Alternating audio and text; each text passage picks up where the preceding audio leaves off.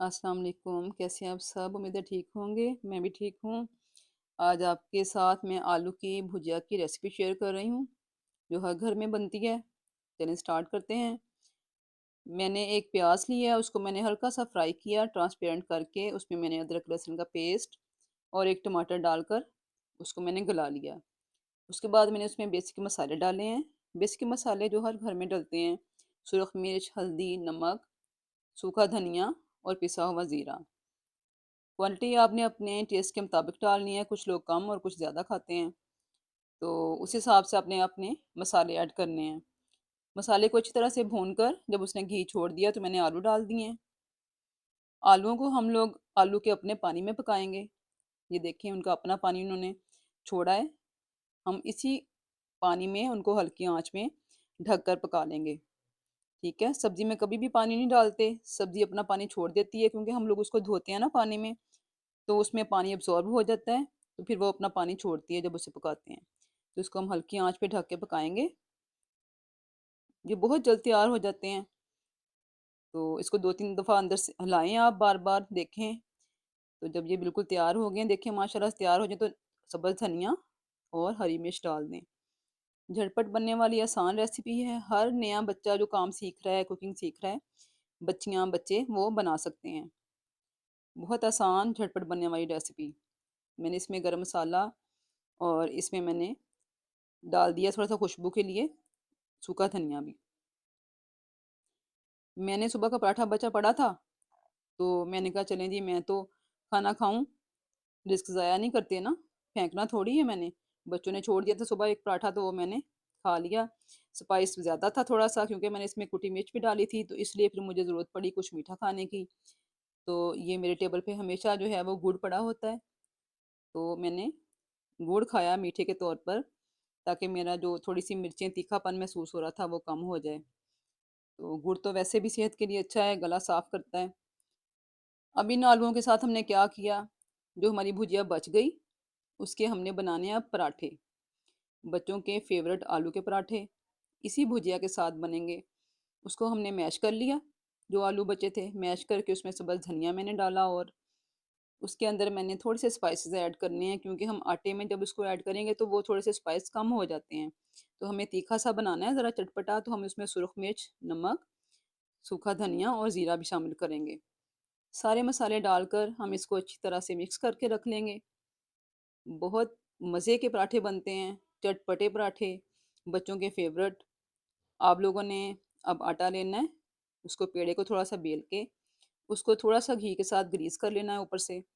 जब हम इसके अंदर घी लगाते हैं ना ऐसे तो पराठा बहुत क्रिस्पी बनता है, बहुत मज़े का बनता है।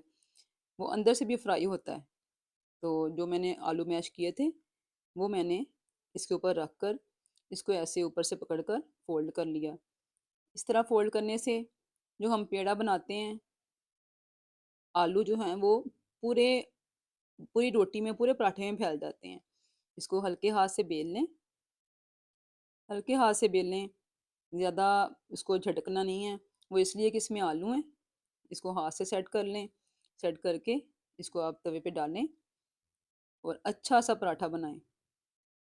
मज़े का पराठा आपने हल्की हीट आपने आँच हल्की भी नहीं रखनी है और बहुत तेज़ भी नहीं रखनी है, ठीक है? ज़्यादा तेज़ आँच पे और हल्की आँच पे हम नहीं पकाएँगे, हम मीडियम आँच पे पकाएँगे अपने पराठे को, ताकि अच्छा-सा गोल्डन क्रिस्पी सा पराठा बन जाए। ये देखिए मैंने कितना अच्छा पराठा मेरा बना है, इसके किनारों से भी आलू आपको नज़र आ रहे होंगे ना, इसके किनारे भी नहीं खाली, ये किनारों से भी भरा हुआ है, बिल्कुल भरा हुआ पराठा है, फुल लोडेड। तो इसको हमने फ्राई कर लिया है तवे पे, घी लगाकर, बहुत ज़्यादा घी भी नहीं लगाना है, इतना लगाएँ कि आपका पराठा अच्छी तरह से घी अब्ज़ॉर्ब कर ले, उतना हो, वरना आपके ऊपर छींटे पड़ेंगे ज़्यादा डालेंगे तो। थोड़ा हो तो और लगा लें, एकदम से ज़्यादा घी ना लगाएँ। पराठा मेरा तैयार है, बहुत मज़े का पराठा चटपटा-सा बनाया मैंने थोड़े से तीखे मसाले के साथ।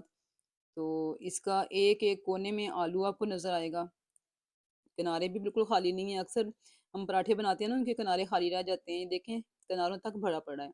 इसके ऊपर मैंने मक्खन लगाया, मुझे मक्खन अच्छा लगता है, पराठा गरम-गरम ऊपर मक्खन, क्या मज़ा था माशाल्लाह से, अल्हम्दुलिल्लाह, बहुत मज़े का पराठा था। साथ चाय पी मैंने, ताकि जो कोई थोड़ी बहुत चिकनाई मेरे गले में चली गई है ज़्यादा एक्स्ट्रा, तो वो भी साफ़ हो जाए चाय पीने से ना। तो बहुत एन्जॉय किया आलू वाला पराठा, बच्चों ने भी बहुत शौक से खाया। आप लोग ज़रूर बनाइएगा। अब मैं ये एक और रेसिपी आपके साथ आलू की शेयर करूँगी, झटपट बनने वाली आलू अंडे। इसको भी हम उसी तरीके से बनाएँगे। इसकी हम लोग वो मसाला जैसे हमने आलू की भुजिया का भुना था, बिल्कुल उसी तरह से इसका मसाला भूनेंगे। प्याज़ ट्रांसपेरेंट करके, लहसुन अदरक डाल के, इसमें टमाटर डाल के, इसको अच्छी तरह से भून लेंगे। भुनाई करके इसमें मसाले डालेंगे, अपनी पसंद के बेसिक मसाले जो आप डालना चाहते हैं। सुरख मिर्च, हल्दी, नमक, सूखा धनिया, ज़ीरा, ये तो लाज़मी जाता है ना।